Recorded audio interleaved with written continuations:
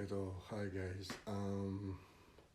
Still for the segment na fashion order guys, pag-uusapan natin nabili ko kasi tong shirt na to na sobrang laki.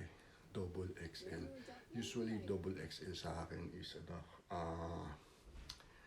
sakto lang, so lumalapad na tayo, no? Pero ito, sobrang laki. So, kailangan gawan natin ng paraan. So, ginawa ko na lang pang layering para lang ma-emphasize yung nasa labas, which says Yahweh, no? The great I am. Now, and then of course, ibabagay lang natin dito sa ating God is King na cup.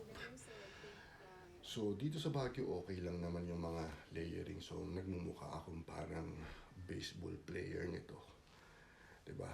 Ngayon, as far as fashion for the Christ is concerned, chances are, yung ganitong tatak, hindi naman talaga papansinin eh. Or sabihin na natin kung saan nagsimula itong Yahweh, which is basically yung YHWH. So, how would you pronounce that? Ano ba talagang ibig sabihin yan, no?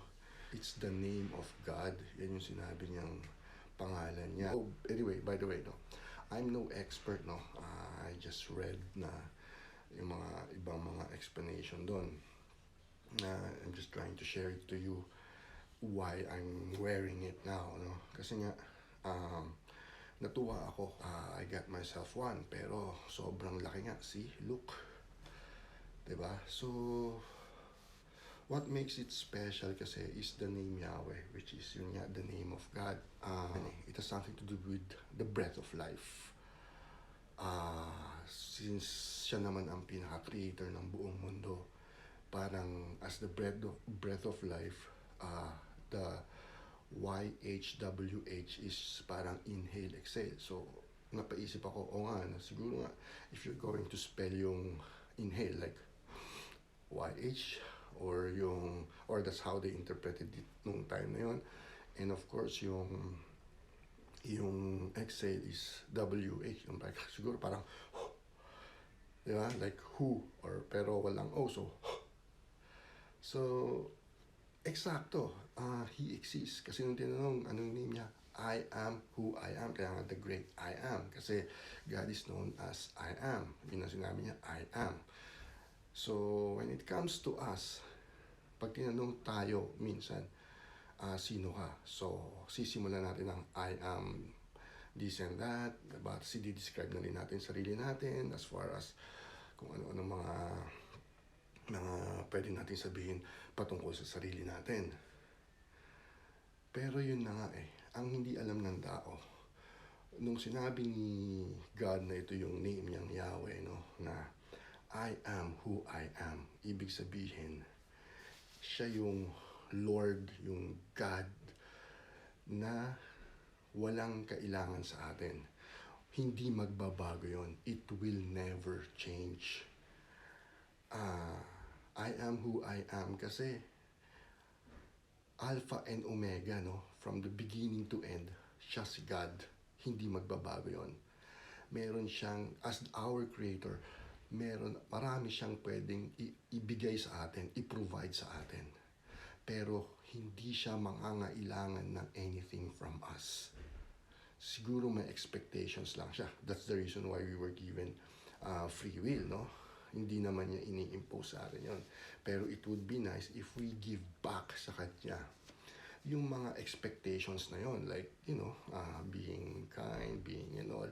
Sabi nga nila, love, pagdating sa ibang translation, translates to love, to desire, to passion. So, yung original version nito is walang vowels, no? YHWH lang. And it would be a very nice band as far as Fashion for the Christ concerned. Imagine mo, yun yung nakalagay sa'yo. Ang tao, the reason why I'm explaining this, kasi tayo, hindi naman natin alam talaga to I have to read kung ano yung ito talaga. Kasi as other than yung mga narinig natin nga na it's the name of God, tapos kinakanta natin na Yahweh, I know, you are near. Yung mga ganun. Pero hanggang doon na lang tayo. As a brand, hindi naman talaga papansinin to kasi hindi kilala. As much as the way I've explained it na, ganun nga ba natin kakilala ang Yahweh, si Yahweh, or our God.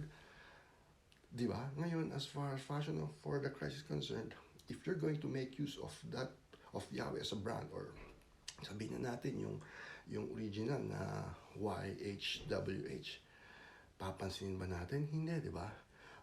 Tayo yung mga tipong mas familiar sa mga LV, sa C, sa Coach, or doon sa GC, parang GC na Gucci, yung logo,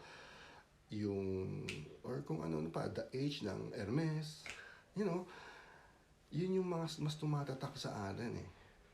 Pero ito, basically, hindi. So, ang tanong dito ngayon is, how much do we know God? So, ito yung parang somehow pagpupugay ko din naman sa kanya na ipakilala ng husto. Na, come to think of it, eto man na as cheap as it is na nabili ko, kumpara dun nga sa mga LV or ano mga branded merchandise dyan, believe me, pag ito suot nyo, it will be more valuable than any other branded items. Diba? So, wala lang. Shinare ko lang naman. Yun lang.